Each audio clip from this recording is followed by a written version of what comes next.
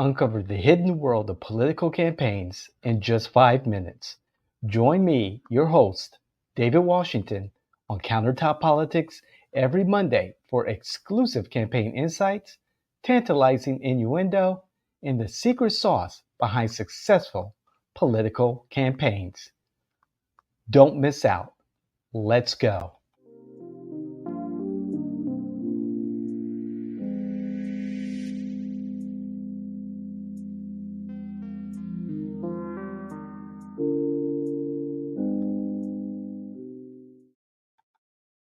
All right. Hey, good morning. If you're watching this on Monday morning, then hey, you're right on time.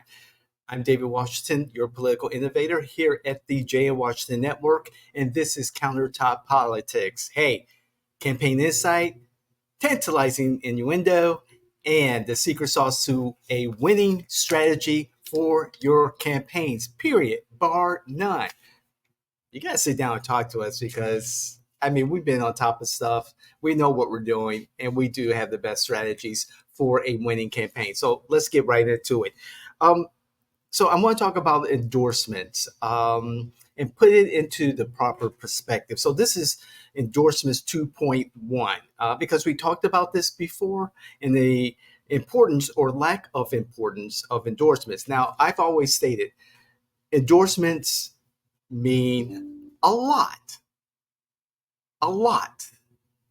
when it comes with a big bag of money. Otherwise, unless it's an endorsement by the sitting president or Jesus Christ, endorsements really don't matter. In my honest opinion, it really doesn't move the needle for a candidate. And it's how you use it. And if it comes with a nice big bag of money, that's even better.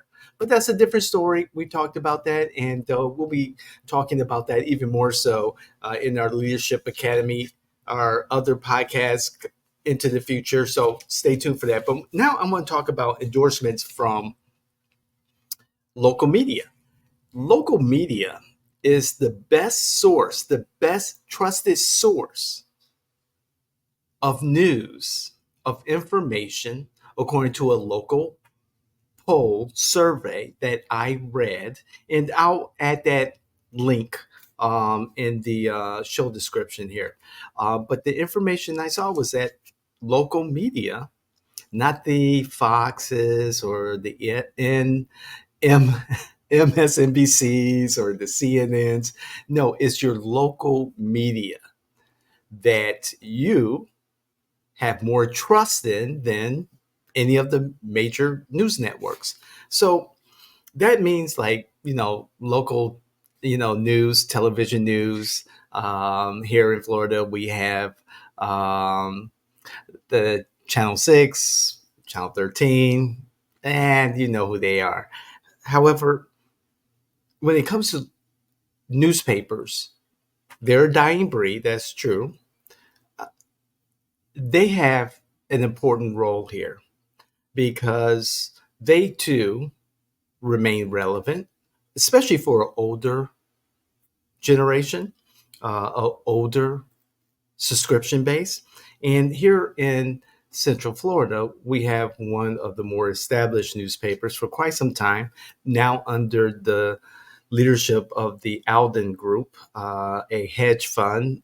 They're Orlando Sentinel. They're under the Tribune Company, which is under the Alden Group hedge fund. And the Orlando Sentinel is known for its slightly left of center politics for the most part. If you ask anyone on the political spectrum here in Central Florida, and they are very active in the local political scene. You have reporters like, or journalists, let's say journalists like Scott Maxwell, Jason Garcia, Stephen Hudak. There's a number of individuals who are actively involved. You also have other, of course, organizations, which we'll talk about a little bit later. But here, particularly, the Orlando Sentinel. And they get involved in endorsements. And what the Orlando Sentinel does, they'll interview a number of candidates. And right now, they're issuing their endorsements from interviews that they've done with different campaigns and their candidates. And with that, they're talking to the candidate, get as much information as possible prior to those interviews, and trying to make a good, educated decision. From what I follow, they've been on the wrong end of these campaigns and elections. Usually, their endorsements, especially during the primary season, have come out to be the incorrect one. It seems like a lot of times they want to play it safe and go with the establishment candidate. But when you look at the significance of these endorsements, you also have to put that into the right perspective by looking at their market reach. So, for example, here in Orlando, the Orlando Sentinel has about a media reach, a media market of about 5 million people. Of that 5 million people, um, their daily, or let's say their Sunday readership is about 82,000 people for their print and e edition. Their weekly reach is about 71,000. And the demographics are a little bit higher than the median here in Central Florida. The average age of their readership is about 44, 45 years old. They make about $9,000 more than the median income. They're college educated. And so you have a more affluent readership. Their digital subscription base in weekly and online readers is about 900,000. So those are numbers you want to put into perspective. And when you, as a campaign manager or consultant, look at the effectiveness of these endorsements, or if they really matter and if they're reaching your targeted demographic, you got to look at these numbers, and these numbers were provided by the Orlando Sentinel Media Kit, which I'll put a link into the show descriptions. But when you, as a campaign consultant, campaign manager, or even the candidate, look at these numbers and weigh whether or not there's worth an investment in ads with the Sentinel, or even taking their endorsements and putting them into the proper context. Is it the voter base, your targets, the same as the people who are reading the endorsements from media organizations like the Orlando Sentinel?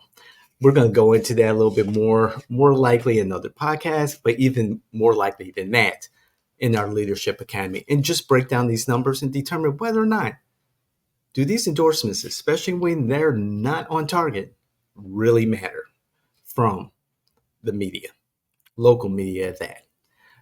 We'll talk to you again. I really appreciate you being with me and being a part of what we do as political innovators, as political consultants, political advisors. It's about a little under, I would say, 20, 30 days until the August 20th election here in Florida. That's for the primary. And about a little over 100 days until the November election, which I'm sure by now you're watching this or listening to this is going to be quite the show. So, again, I want to thank you all for being a part of what we do, supporting us. We are growing. Our network is growing. We've got some great content coming up. We've got publications. You all have to check out the Hawkeye blog. That's we re, we re. I'm so excited, and I've only had a little bit of coffee.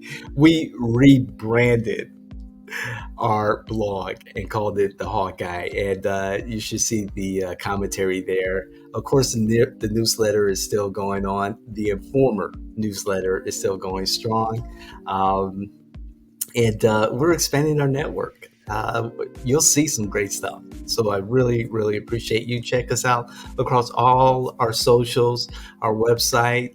Thank you to my team. Thank you to you, our viewers and listeners.